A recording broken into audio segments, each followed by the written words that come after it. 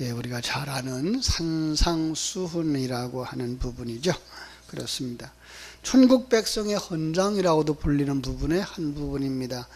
산상수훈은 5장 1절로 12절만 이야기하는 게 아니고요, 5장, 6장, 7장까지를 이야기합니다. 그래서 5장에 산에 올라가고 이제 8장에서 산에서 내려오는 이러한 단어들이 있어서 이 전체가 다 산에서 가르쳐 주신 말씀이구나 라고 깨달아 알 수가 있습니다. 예수님은 이제 4장에서 천국 복음을 선포하셨죠. 회개하라, 천국이 가까웠느니라 라고 말씀하시면서 복음을 전했고, 또 그 속에서 이제 제자들을 부르셨던 것을 기억하게 됩니다. 자, 그들에게 하나님의 나라의 백성, 하나님 나라 백성, 성도들의 정체성을 지금 5장에서 가르치면서 더 나아가서는 그들이 하나님 나라에 어울리는 새 삶을 어떻게 살아야 될 것인가를 가르쳐 주시는 부분이 이제 5장부터 7장인데요. 오늘 우리가 그 중에 핵심 부분이라 그럴까요? 서론이라고 말할까요? 바로 그 부분을 우리가 만나게 된 것입니다. 자, 우리 한번 5장 1절로 12절을 가만히 살펴보겠습니다. 1절 말씀 뭐라고 되어 있죠? 예수께서 무리를 보시고 산에 올라가 앉으시니 제자들이 나온지라. 산에 올라가 라는 단어를 하나 보면은요, 이 마태복음의 흐름을 먼저 생각해 볼 수가 있어요. 마태복음 2장에서 예수님이 탄생하시고요, 그리고 3장에서 예수님이 세례를 받으시고요, 4장에 가서 예수님이 시험을 받으시죠. 그 시험을 통과한 다음에 이제 산에 올라가셨다라는 그림이 되는 거죠. 그렇습니다. 이것은 출애굽의 과정과 동일하게 진행되고 있는 것을 보게 되는 부분이에요. 이스라엘 백성들이 홍해를 건너는 것, 그죠? 예수님의 세례와 방불 하다라는 거 알고 계시죠? 그 다음에 광야에서 그들이 만나 때문에, 그죠? 식량이 떨어져서 그때 만나를 주셨어요. 만나가 뭐죠? 왜 주셨죠? 시험하셨던 것이죠. 그죠? 그러니까 이 땅에 우리가 살아가야 되는 양식에 관한 부분이라 그랬습니다. 예수님도 시험을 당하실 때에 사람이 떡으로만 사는 것이 아니고 하나님의 입으로 나오는 모든 말씀으로 사는 것이라고 말씀하신 것처럼 시험을 이겼죠.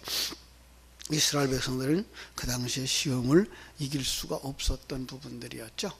그래서 그때에 하나님께서 그들에게 만나를 먹여주셨고 반석을 쳐서 물을 마시게 했던 것을 기록으로 남겨주고 있습니다. 자, 그 시험을 통과한 사람들이 어디로 갑니까? 광야를 통해서 그 다음에 이제 출애굽기에 가서 산에 오르시는 부분이 이렇게 기록되어집니다. 그렇습니다. 바로 산에 올라가서 십계명을 받고, 그리고 그들이 살아가는 삶의 방법들을 이제 계명과 규례로 이렇게 받아가지고 내려온 부분을 우리가 볼 때, 예수님이 십계명 속에, 그리고 이제 그들에게 가르치는 규례 속에서 절기를 지키는 것, 제사하는 법, 이런 것들을 통해서 그들에게 선포해 주셨던 하나님 나라 백성의 정체성, 그리고 하나님 백성들의 삶의 태도, 방식, 이런 부분들을 가르쳐 주셨구나라는 걸 깨달아 알 수가 있는 것입니다. 그 요약이 어떤 면에서 서론 부분이 십계명이라는 계명으로 기록되어진 거 우리 출애굽기 20장에서 볼 수가 있죠. 그래서 20장 1절부터 17절 보면은 첫 번째 계명부터 10번째 계명까지가 이렇게 기록되어져 있어요. 그런데 나중에 한번 보셔요. 그러면 첫 번째부터 5번째 계명까지는 해설이 붙어 있어요. 6번째부터 10번째까지는요, 해설이 붙어 있질 않아요. 제목만 있어요. 예를 들면 두 번째 계명, 우상 숭배하지 말라, 이렇게 제목만 붙여도 될 텐데 뭐라고 되어져 있는가 하면, 너는 나 외에 다른 신들을 내게 두지 말라, 너를 위하여 새긴 우상을 만들지 말고 또 위로 하늘에 있는 것이나 아래로 땅에 있는 것들이나 땅 아래 물속에 있는 것에 어떤 형상도 만들지 말며 그것들에게 절하지 말며 그것들을 섬기지 말라. 네 하나님 여호와는 질투하는 하나님인즉 나를 미워하는 자의 죄를 갚되 아버지로부터 아들에게로 3, 4대까지 이르게 하오니와 나를 사랑하고 내 계명을 지키는 자에게는 1000대까지 은혜를 베푸느니라. 이렇게 말씀해서 우상숭배가 무엇인지를 설명해 주고 우상숭배자들이 그 화가 무엇인지를 그리고 우상숭배하지 않는 자들에게 복이 무엇인가 이렇게 설명해 주는 부분들이 있어요. 그런데 6번째 계명부터는 어떻게 되어 있죠? 살인하지 마라 이거예요. 제목이에요. 7번째 간음하지 마라 이렇게요. 그런데요 신약에 오면 6번째부터 10번째까지 계명 5개의 계명을 해설을 해주고 계셔요. 근데 그 해설을 아주 길게 하고 있다는 걸 우리가 볼 수가 있습니다. 특별히 사복음서를 통해서 해석하셨다라고 보시면 조금 좀 크게 볼 수 있을 거예요. 마태복음은 어떤 면에서 살인하지 말라라고 하는 해석서예요. 이 살인이라는 단어를 우리가 조금 보면 그래요. 이 라짜흐라는 단어인데요. 이건 사람을 죽이는 살생을 의미하기도 하지만 짐승을 죽이는 제사용 제물을 죽이는 단어이기도 한 거예요. 그러니까 제물을 잡지 마라의 뜻이 들어가는 거예요. 제물을 또 잡지 마라, 자꾸만 하지 마라 이거예요. 주일오후에도 출애굽기를 살펴보고 있습니다마는 첫 열매는 다 하나님의 것이다 그래서 장자나 짐승의 새끼나 다 내 것이다. 그런데 하나님께 드립니까? 어떻게 하나님께 드리죠? 그죠? 어린 양으로 드려요. 장자를 대속하지 하나님의 것으로. 그런데 하나님 이 땅에 하나님 앞에 드리는 것이 아니라 그를 대속해서 어린 양을 드리죠. 예, 그 어린 양은 예수 그리스도의 상징인 거죠. 그러니까 살인하지 말라의 계명에 담아주신 내용은 예수님께서 네가 성자 하나님의 대속의 죽음을 깨달았으면 제물을 또 잡을 필요가 없잖아 라고 가르쳐 주시는 말씀이 마태복음에 있는 것을 알 수 있겠습니다. 마가복음은 그럼 뭐죠? 7번째 계명이죠. 간음하지 말아요. 왜 간음하죠? 호세아의 신부 고멜이 왜 그 호세아를 떠나서 그죠? 왜 그래요? 신랑을 잘 알지 못해서 그런 거예요. 그래서 신랑이 누구인지를 잘 가르쳐 주는 책이 마가복음인 거예요.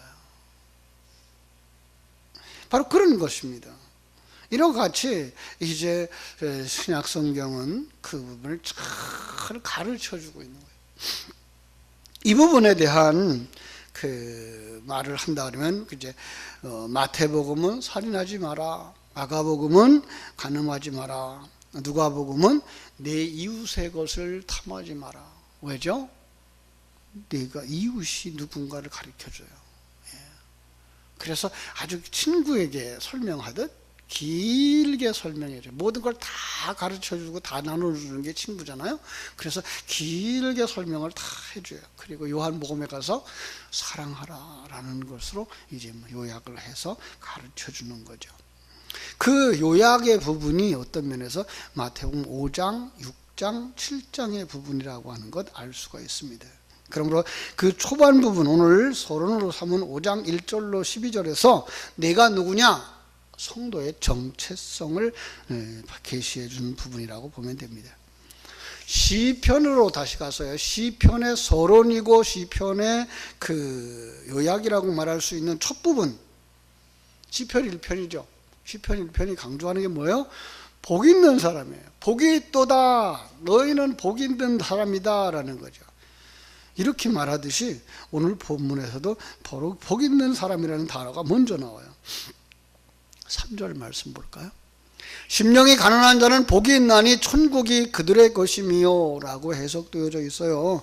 이 불신자들도 좋아하는 곳이라고, 부분이라고 말을 해요. 왜냐하면요, 이런 사람은 이런 조건을 가지면 결과 복이 있는 사람이다. 어떤 복? 이런 복. 이렇게 해석을 하고 있기 때문에 그렇습니다. 그런데 원어로 살펴보면은요, 첫 단어가 마카요리예요. 그죠? 이 마카요리는요, 마카요리는 그 어떤 면에서 복 있는 자여라는 뜻이에요. 당신은 복이 있도다. 아, 복이 있도다라는 감탄사예요. 그러니까 뭐예요? 복이 있도다. 당신은 복 있는 사람. 시편 1편을 말하면 복 있는 사람. 복 있는 사람은 심령이 가난하도다. 그가 천국을 가진다. 천국이 그들의 것이다. 이렇게 표현할 수가 있는 거죠. 그러니까 12절까지 나오는 8가지 복의 부분들이 첫 글자가 다 이 마카요이예요. 복이 있다. 복이 있다. 누구예요? 성도들이죠. 하나님의 은혜를 받은 자들, 하나님의 택함을 받은 자들, 하나님과 함께 세례를 통과하는 자들, 예수 안에서 이 시험을 통과한 자들. 당신들은 복 있는 사람이야. 그냥 출애굽한 이스라엘 백성들에게 하나님이 십계명을 통해서 가르쳐주고자 했던 게 뭐예요? 너희들은 복 있는 사람이야. 너희들은 복 받은 사람들이야 라고 하는 거예요. 그렇죠? 우리들이죠. 성도들 보고도 똑같은 말씀하신 거예요. 복 받은 사람이야. 그러면 어떻게 돼야 돼요? 이제부터는 너희들은 이런 사람이야. 그래서 여기 보니까 심령이 가난한 자 이렇게 나오죠. 심령이 가난한 자. 그렇습니다. 이렇게 살아야 복받은 자가 아니라 너희들은 복받은 사람이야. 하나님의 택함을 받고 하나님에 의해서 예수 안에서 세례를 받고 예수 안에서 시험을 통과한 자들, 너희들은 복 있는 사람이야. 너희들은 천국을 소유한 사람이며 너희들은 마음이 가난한 자라고 불리어진단다 라고 말씀하는 거예요. 마음이 가난한 자, 가난한 자. 이 누가복음은요, 그래서 이것을 마음이 가난한 자를 어떻게 표현하는가 하면 그냥 가난한 자 이렇게 말하고 있어요. 가난한 자의 대조를 이루고 있는 단어가 어떤 단어죠? 부자죠. 부자는 천국에 들어가요? 못 들어가요? 못 들어가요. 자, 이걸 갖다가 글자 그대로 해석하면 큰일 나겠죠? 부자들은 천국에 못 가요? 가난한 사람은 다 가요? 아니잖아요. 근데 부자라고 하는 단어를 제가 설명할 때 뭐라 그랬어요? 부자. 아, 요만한 재산을 가지고도 이건 내가 만든 거야, 내가 벌어들인 거야, 이건 내 거야 라고 하는 사람, 자기 것으로 뭔가 가지고 있고 거기에 목숨 건 사람을 뭐라 그런다? 부자라 그런다. 가난한 사람은 어떤 사람이에요? 정반대의 사람이죠. 자기가 가지고 있는 모든 것을 다 하나님의 것입니다. 그래서 마태복음 13장에 나오는 비유에서요, 그죠? 그 진주를 발견한 어떤 사람 어떻게 해요? 그것을 땅에 묻어두고 가서 자기의 것을 다 팔아 그 밭을 샀느니라 라고 해석되어져 있어요. 이 사람이 천국을 소유한 자래요. 여기서 강조하고 있는 게 뭐예요? 자기의 것을 다 팔아. 그러면요, 그 사람은 가난한 자가 되잖아요. 그 판다는 것, 그 성도들인데, 그럼 우리는 다 팔았어요? 그거 자기의 모든 것이 다 하나님 것이라고 등기를 내버린 사람, 이렇게 표현하면 더 정확할 거예요. 그 사람은 천국을 가진 사람. 그가 바로 가난한 사람인 거예요. 복 있는 사람은 어떻게 한다고요? 자기가 이 가난한 사람이 된 사람이에요. 자기의 것이 하나도 자기의 것이라고 여기지 않는 사람. 그 사람은 뭘 소유한 사람? 천국을 소유한 사람. 이렇게 우리가 볼 수가 있는 것입니다. 그렇습니다. 하나님의 사람들, 바로 이 시간 예배하는 우리는 하나님의 백성들로 복을 받은 사람들입니다. 이제 우리는 이 가난한 자의 삶을 사는 것입니다. 믿음을 가진 사람들은 이걸 다 가지게 된 거예요. 그래서 복 있는 사람이라고 말하는 거예요. 이걸 조건으로 복을 주신다거나 이걸 조건으로 천국을 주시는 게 아니라 예수 그리스도를 믿는 믿음의 사람이 여기에 통과해야 되는 거예요. 이걸 가진 사람이어야 되는 거고 이걸 가진 사람만이 천국을 소유하는 자가 되는 것이기 때문에 그렇습니다. 자, 그러고 나면은 이제 4절에 나오는 두 번째 복 있는 사람 어떤 사람이에요? 애통하는 자라는 말이 이제 속히 해석할 수가 있겠죠. 그죠? 이것도 뭐라고요? 당신은 복 있는 사람, 당신은 애통하는 사람, 그래서 당신은 하나님의 위로를 받는 사람이야 라고 말씀하고 있는 거예요. 성도들이고요. 출애굽한 이스라엘 백성들이에요. 애통한다. 뭘 애통할까요? 여기 나오는 가장 좋은 단어가 묘사할 수 있는 단어가 바울 사도의 로마서에서 고백한 이야기죠. 오호라 나는 권고한 사람이로다. 애통하는 거. 나는 죄인으로구나. 나는 부족한 사람이구나. 그 사람이 하나님의 위로를 받는 거예요. 아니야.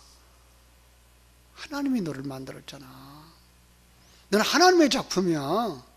지금 하나님이 너와 함께 하시잖아. 하나님이 너를 완성시켜 가고 있잖아. 그걸로 뭐예요? 위로가 되는 거예요. 이보다 더 큰 위로는 없는 거예요. 그렇죠? 주석학자들은 이 애통을 영적인 측면의 애통을 말하는 것이며 그 애통함은 인간과 하나님 사이를 갈라놓은 불의의 죄에 대한 애통이며 사람들이 자랑하던 바로 그 도덕성과 자기 의에 대한 애통이며 하나님의 뜻을 진지하게 찾고 끝끝내 발견하려는 애통이라고 해석을 했습니다. 그렇습니다. 바로 이런 사람은 어디로 가요? 애통하는 사람은 회개의 자리로 가게 되어져 있습니다. 회개하는 자 어떻게 됩니까? 하나님의 위로를 받습니다. 십자가 위에서 흘리신 보혈의 피로 씻어 깨끗게 하시고 너는 의로운 자야. 너는 하늘나라에 들어갈 자야. 하나님이 위로해 주실 줄로 믿습니다. 세 번째로 5절에 보니까 온유한 자는 복이 있나니 그들이 땅을 기업으로 받을 것이며 그래서 똑같이 해석해야 된다고. 어떻게 해요? 복 있는 사람이야. 누가요? 이 시간 예배하는 사람들, 산에 올라가는 사람들, 시내 산에 올라갔던 사람들, 그들을 향하여 주시는 말씀이에요. 당신은 온유한 사람이야. 하늘나라를 기업으로 받을 사람이야 라고 말씀하는 거예요. 이 칼빈은 이 온유라고 하는 단어에 대해서 뭐라고 말했는가 하면요, 부드러운 마음으로 살며 노하기를 더디하며 절제할 수 있는 것이라고 말했습니다. 예수님이 온유하신 분이죠. 마태복음 11장 29절에서 수고한 자들, 무거운 짐진 자들을 부르면서 뭐라 그래요? 내게 와서 배우라고. 나는 마음이 온유하고 겸손하니 나의 멍에를 배우고 내게 배울 것이니라 라고 말씀하고 있습니다. 그래서 온유함으로 말미암아 그분은 세상 만국과 천국의 주인이 되셨죠. 다른 말로 말하면 창세기 1장 28절에서 하나님이 본래 인간을 창조할 때 주셨던 통치와 다스림의 역사를 이분이 하시는 거죠. 그래서 이분이 왕이신 거죠. 그렇습니다. 온유한 자는 그리스도에게 속한 사람이고요, 하늘의 축복과 땅의 축복이 모두 다 그의 소유가 된다라고 고린도후서 6장 10절에서 말하고 있고요. 로마서 8장 17절에서는 마지막 날에 그리스도와 함께 하나님의 나라를 상속받게 될 거다. 천국을 상속받는 자, 장자들이죠. 그가 바로 온유한 자들이라고 말하고 있습니다. 자, 그런 면에서 이제 제가 6절부터 10절까지 다시 한번 읽어드릴게요. 6절 의에 줄이고 목마른 자는 복이 있나니, 바꿔 말할까요? 복 있는 사람이요 당신은 의에 줄이고 목마를 것이며 하나님이 그들을 배부르게 할 것입니다. 복 있는 사람이요 당신은 긍휼히 여기는 사람이며 당신은 하나님을 볼 것입니다. 복 있는 사람이요 당신은 화평케 하는 사명을 받은 자입니다. 그래서 하나님의 아들이라 일컬음을 받을 것입니다. 복 있는 사람이요 의를 위해 핍박을 받을 것임이며 그 천국이 바로 당신의 것입니다. 이렇게 먼저 우리가 복 있는 사람, 우리는 복 있는 사람, 복 받은 사람, 더 나아가서 복의 근원 자신을 분명하게 깨달아 알고, 이 복 있는 사람들은 이제 무엇을 추구하면서 살아간다는 것을 여기서 살펴보면서 가난한 자의 삶이구나, 애통하는 삶이구나, 온유한 자로구나. 그럼 어떻게 돼요? 이걸 누가 다 보여줬을까요? 이 땅에 오셨던 예수님이. 예수님은 우리의 구원자이실 뿐만 아니라 우리의 믿음의 선배거든요. 첫 아들, 첫 열매, 맏아들. 그래서 그분이 보여준 그 모델을 보고서 우리는 어떻게 돼야 돼요? 그처럼 가난한 자의 삶을 살아야 돼요. 그처럼 애통하는 자의 삶을 살아야 돼요. 그처럼 온유한 자의 삶을 살아내야 뭐 하는 거예요? 우리가 그에게 속한 자, 구원받은 자, 약속하신 모든 것들을 보장으로 받을 수 있는 자인 것을 깨달아 알 때 뭐 할 수 있어요? 11절 12절을 할 수가 있는 거죠. 11절 나로 말미암아 너희를 욕하고 박해하고 거짓으로 너희를 거슬러 모든 악한 말을 할 때에 너희에게 복이 있나니 기뻐하고 즐거워하라. 하늘에서 너희의 상이 큼이라. 이것입니다. 그 예수 그리스도 때문에 이 세상에서는 어떻게 받는다고요? 핍박을 받는다고요. 주님이 이 요한복음에서 가서도 말씀하시죠. 나로 말미암아 핍박을 받는 자들, 복이 있는 자라. 그죠? 이 세상에서는 환난을 당하나 담대하라. 내가 세상을 이기었노라 라고 말씀하시는 그 주님의 음성. 너희들도 그렇게 될 거야 라고 말씀하시는 그 음성을 이 새벽에 듣고 들어갔으면 좋겠습니다. 첫째는 뭐예요? 나는 복받은 사람이구나. 이런 것들이 보장되어져 있구나. 그리고 우리 속에서 바로 이런 부분들이 살아나야 되는 거예요. 이게 이 새 생명의 생명이로구나. 내 속에 있는 예수 생명의 삶의 표현 방법이구나. 깨달아 알고 살아갈 때 이 땅에서는 뭐 한다고요? 예수님으로 말미암아서 욕도 당하고 핍박도 당하고, 그렇죠? 욕도 먹고. 그런데 뭐예요? 그때마다 기쁨을 누릴 수 있고 즐거움을 누릴 수 있고. 어떻게 할 수 있다고요? 그게 하늘의 상을 바라보기 때문에, 하늘나라를 유업으로 받을 것을 바라보기 때문에, 아들로 완성되어질 것을 바라보기 때문에. 여러분의 믿음이 여기까지 자라나서 항상 기뻐하고 범사에 감사하고, 그죠? 늘 기도하는 은혜의 삶을 살아내는 복 있는 여러분 되시기를 주님의 이름으로 축원합니다. 기도하겠습니다.